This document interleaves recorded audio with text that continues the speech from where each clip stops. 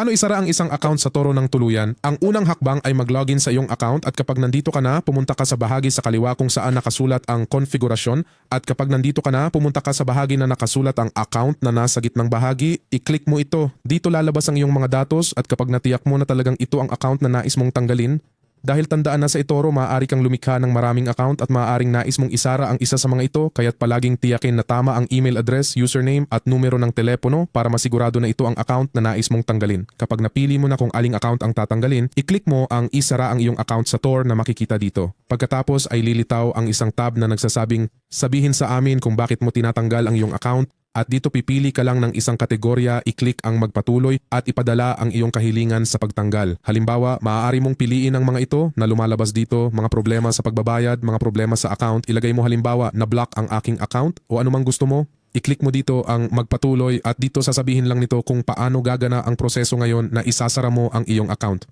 Dito, kung gusto mo, maaari mong sabihin na panatilihin ito ngunit huwag itong isara ng tuluyan pero kung nais mo itong isara ng tuluyan, i-click mo ang hindi pakiusap isara ang aking account at i-click ang magpatuloy at dito i-click mo lang ang kumpirmahin.